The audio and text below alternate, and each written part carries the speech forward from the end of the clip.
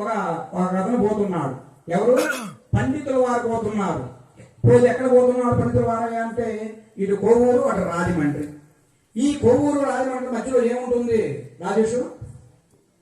గోదావరి. చూసావా? 3 సార్లు చూసాడు గోదావరి. పుష్కరానికి గోదావరి ఉంటుంది.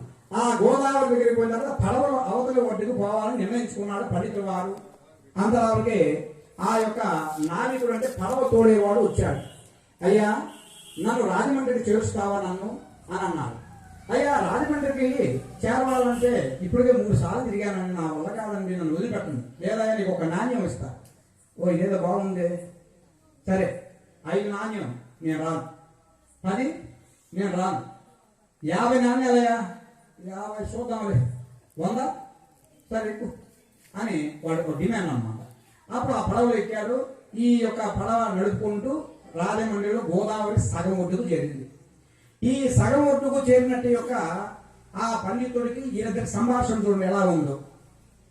అప్పుడు పండితుడు గారు అంటున్నాడు, ఎవరాబాయ్ నీకు జ్యోతిష్యం ఏమో వచ్చంటరా అన్నాడు. ఏమయ్యా, ఏంటది మంది? జ్యోతిష్యం వచ్చా అన్నాడు. జ్యోతిష్యం రాదయ్యా, నేనేదో పని చేసుకుని బతికేమో, నాకేమొచ్చండి బాబు. ఎట్టా అంటే ఎందుకు బతుకుతారా? భగవంతుడు 100 సంవత్సరాలు ఆయుష్ పెట్టి జ్యోతిష్యం నేర్చుకోకుండా 25 సంవత్సరాలు వ్యర్థం అయిపోయింది అబ్బాయి పని అన్నాడు.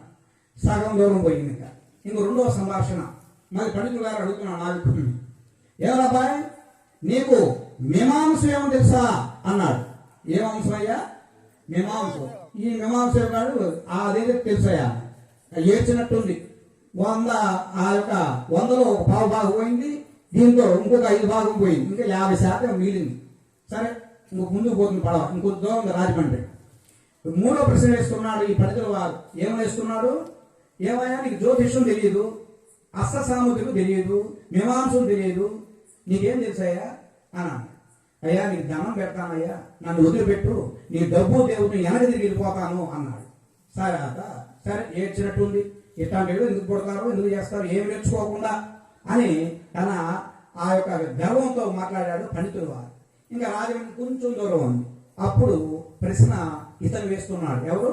ఆ పడవ యొక్క నావికుడు ఎవరైతే ఉన్నాడో అతను వేస్తున్నాడు చక్కగా. ఏమి వేస్తున్నాడు ప్రసాద్ గారు అంటే, అది మిమ్మల్ని కాదు కదా. అప్పుడు అంటున్నాడు, ఏమయ్యా నీకు వెనక ఏమైనా శబ్దం వినిపిస్తుందా?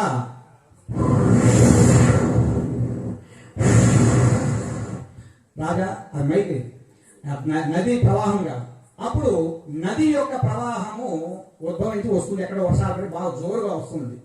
అవును బాబాయ్, వెనకేదో నది శబ్దం ఏర్పడుతుంది, నీళ్ళ శబ్దము అన్నాడు. అవునయ్యా, వినపడుతుందా?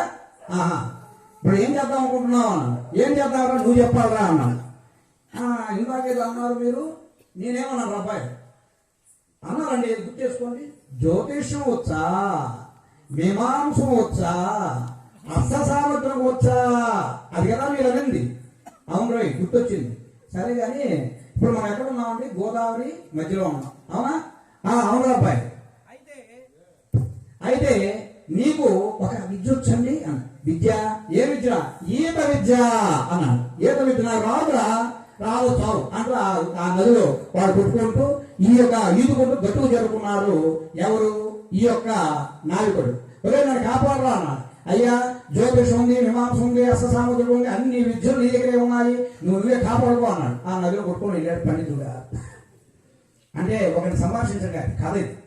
అంటే దీంట్లో అర్థం ఏమిటాయా అంటే, వాడు చక్కగా ఇదేమా, మనము బతుకు జీవుల కోసం మన ఉద్యోగం అని, వ్యాపారాలని, రకరకాల మన బతకాలు కాబట్టి చేస్తూ ఉంటాం.